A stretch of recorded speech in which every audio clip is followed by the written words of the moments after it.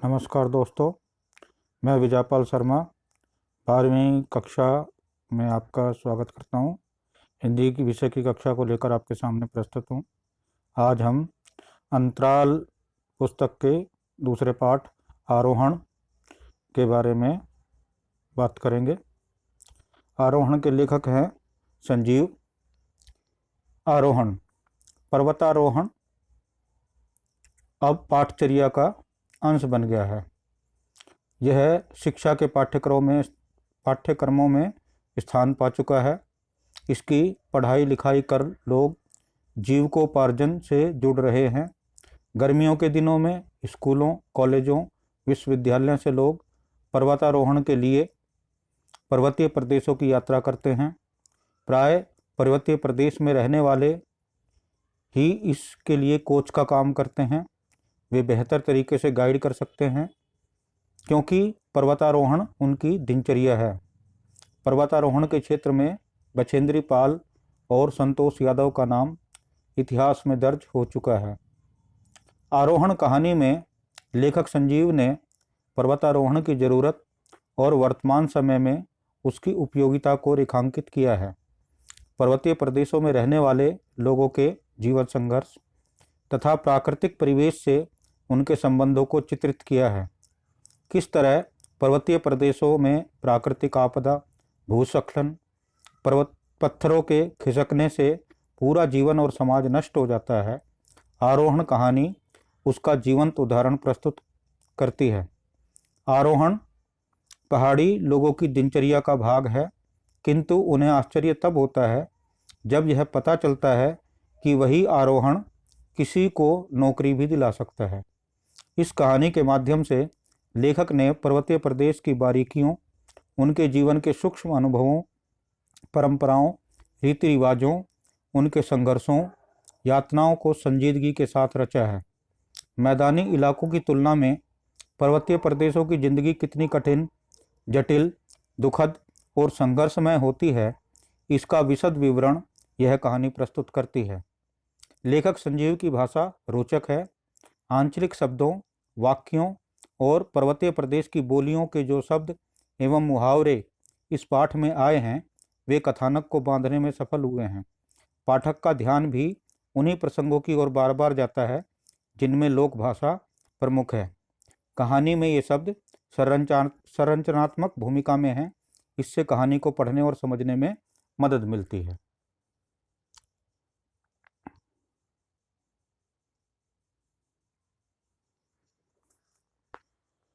इस कहानी के प्रमुख पात्र हैं भूप सिंह, जो रूप सिंह का बड़ा भाई है और महीप का पिता है। रूप सिंह भूप सिंह का छोटा भाई है। शैला महीप की माँ है और भूप सिंह की पत्नी है। महीप भूप सिंह और शैला का बेटा है। शेखर गॉडफादर का बेटा है और रूप सिंह का दोस्त है। त्रिलोक सिंह गांव का बूढ़ा आदमी है।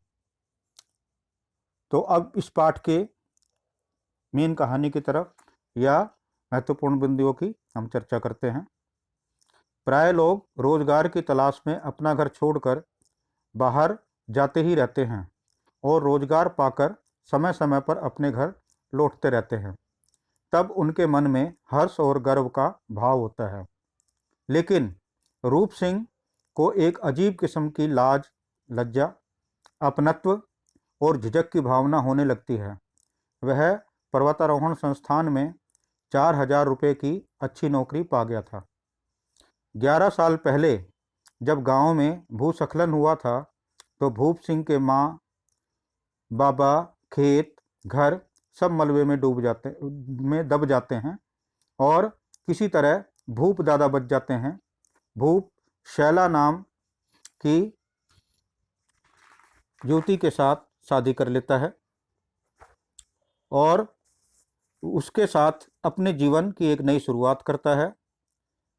दोनों अपनी मेहनत और लगन से अपनी खेती को बढ़ाते हैं। फिर उन दोनों ने पहाड़ को काटकर बड़ी मेहनत से झरने को अपनी खेतों की ओर मोड़ने में भी वो सफल हो जाते हैं।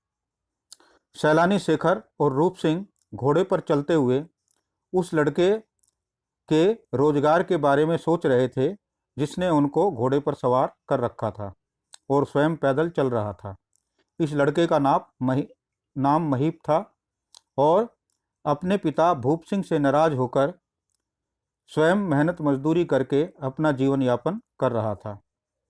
हम भी बाल मजदूरों के बारे में जब सोचते हैं तो हमें महसूस होता है कि बच्चों की यह उम्र तो पढ़ने लिखने की होती है। रूप सिंह ने पर्वतारोहण संस्थान में पहाड़ों पर चढ़ना भली प्रकार सीखा था। वहाँ वह आधुनिक उपकरणों की सहायता से पहाड़ों पर चढ़ता था। यहाँ सिर्फ पेड़ पत्थरों के नाम मात्र सपोर्ट से शरीर का संतुलन बनाए रखना उसे कठिन प्रतीत हो रहा था। यही कारण है कि रूप सिंह थोड़ी ही देर में हाँफ गया था। इसके विपरीत रूप का बड़ा भाई भूप सिंह ना जाने कैसा बनमानुस था, या पहाड़ पर चढ़ते समय जिस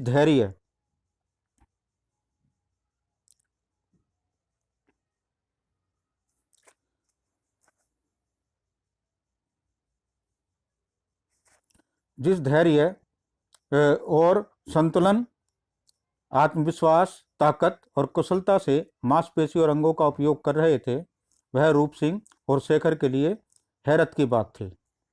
रूप सिंह ने बूढ़े त्रिलोक सिंह को यह बताया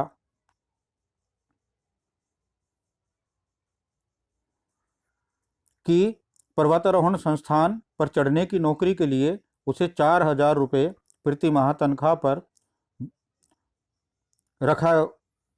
रखा हुआ है। तब बूढ़े त्रिलोक सिंह को पहाड़ पर चढ़ना जैसी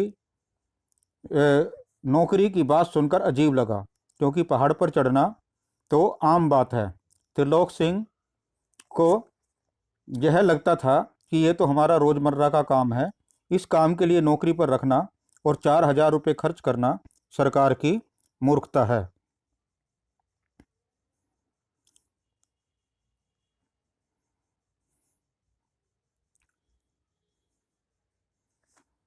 पहाड़ों का जीवन बहुत ही कठिन होता है, जैसे पानी की समस्या,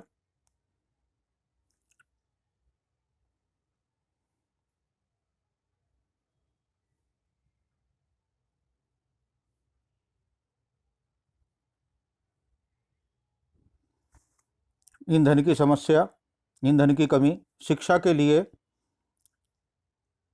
स्कूलों की कमी, रोजगार के साधनों की कमी और स्वास्थ्य सेवाओं की कमी, बिजली की पर्याप्त सुविधा का ना होना, इन सभी समस्याओं को दूर करके पहाड़ों के जीवन स्तर को सुधारा जा सकता है।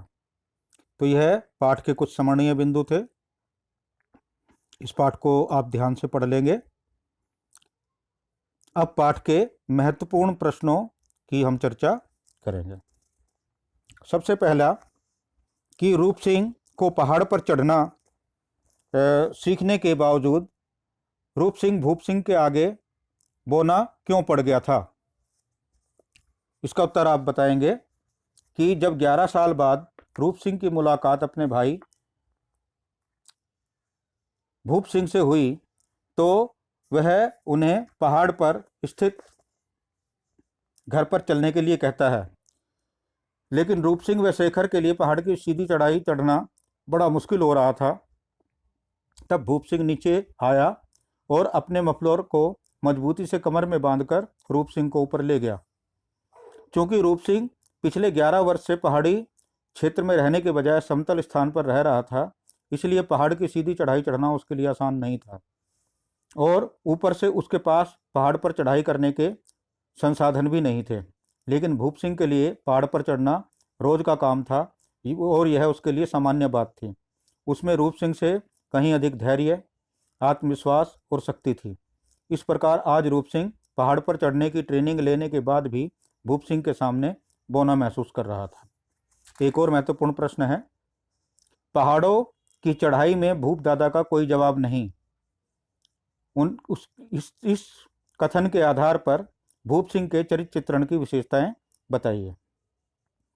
तो इसका उत्तर आप बताएंगे कि भूप सिंह या भूप दादा रूप सिंह के बड़े भाई थे और उनका सारा जीवन पहाड़ों पर बीता था। उनके चरित्र की विशेषताएं इस प्रकार हैं। सबसे पहले आत्मविश्वासी। भूप दादा एक आत्मविश्वासी व्यक्ति थे। इसी के बल पर वे अपने नष्ट हुए खेत घर को पुनः बसा लेते हैं और अपनी पत्नी शैला के साथ मिलकर झरने का मुंह मोड़ देते हैं और खेतों में झरने को ले आते हैं। रूप और शेखर को भूप चढ़ाकर ऊपर ले आता है। दूसरा, धैर्यशील। भूप दादा एक धैर्यशील व्यक्ति हैं। वह मुश्किलों में अपना धैर्य नहीं खोते हैं। जब पहाड़ से गिरने से या पहाड़ खिसकने से उनके माँ बाप, खेत, घर सब बर्बाद हो जाता है, तब भी वे अपना धैर्य नहीं छोड़ते बल्कि हिम्मत से काम लेते हैं। स्नेहशील। भूप दादा के मन में अपने छोटे भाई रूप सिंह के लिए बहुत प्यार है। जब रूप सिंह उन्हें धक्का दे देता है तब भी वे उस पर गुस्सा नहीं करते बल्कि उसकी जान बचाते हैं। चौथी विशेषता है परिश्रमी और मेहनती। भूप दादा बड़े मेहनती थे। वे अपनी पत्नी शैला के साथ मिलकर झरने का मुंह मोड़ते हैं। दोनों बैलों को कंधे पर उठाकर ले जाते हैं। पांचवा पॉइंट है इसमें, चढ़ाई में कुशल। भूप दादा का पहाड़ी पर चढ़ाई चढ़ने का कोई मुकाबला नहीं कर सकता था। रूप सिंह और भूप सिंह दोनों भाई पहाड़ी होने के बाद भी जहां रूप सिंह आधुनिक उपकरणों की सहायता से चढ़ाई करता था, वहां भूप दादा चढ़ाई के लिए उन्हें किसी सहारे की जरूरत नहीं थी। वे तो मनमानुस और छिपकली की तरह चढ़ाई करते थे। एक और महत्वपूर्ण प्रश्न इस पाठ का है, आरोहण कहानी पढ़ने के बाद पहाड़ी स्त्रियों की क्या छवि बनती है? तो इस प्रश्न के उत्तर में आप बताएंगे। तो आरोहण कहानी पढ़ने के बाद पहाड़ी स्त्रियां की सबसे पहले दयनीय स्थिति है। पर्वतीय वातावरण होने के कारण उनका जीवन दुख, कठिनाइयों और अभावों से भरा हुआ है। भूप दादा की पत्नी शैला ने भूप दादा का मुसीबत के समय पूरा साथ दिया, परंतु मात्र खेती के बोझ के कारण उन्होंने दूसरी शादी कर ली, जिसके कारण शैला को आत्महत्या करनी पड़ी। दूसरा इसका पॉइंट है परिश्रमी, कि पहाड़ी स्त्रियां बहुत ही परिश्रमी, मेहनती होती हैं। वे पुरुषों की आजीविका कमाने, खेती करने आदि कार्यों में पूरा साथ देती हैं। जैसे शैला ने भूप सिंह का साथ दिया और उसकी खेती को फिर से बढ़ा दिया। शैला भेड़ें चराती है, खेती का काम भी करती है। तीसरा इसका पॉइंट है कि पहाड़ी स्त्रियां अनपढ़ होती हैं या बहुत ही कम पढ़ी लिखी होती हैं, क्योंकि वहाँ पढ़ाई लिखाई के अवसर पूरी तरह से उपलब्ध नहीं हैं। चौथा और अंतिम इसका पॉइंट है कि पहाड़ी स्त्रियां की जो जीवन शैली है सरल है। उनकी सरल जीवन शैली और साधारण जीवन शैली होती है। वे भोली भाली व छल कपट से दूर रहती हैं। तभी तो भूप दादा दूसरी शादी कर लेते हैं, लेकिन वह कुछ नहीं बोलती बल्कि आत्महत्या कर लेती है। तो बच्चों, इस पाठ के कुछ ये महत्वपूर्ण प्रश्न थे। बाकी प्रश्न आपकी किताब में हैं, इनको आप सभी कॉपी में करेंगे और इस पाठ को अच्छे से देखेंगे।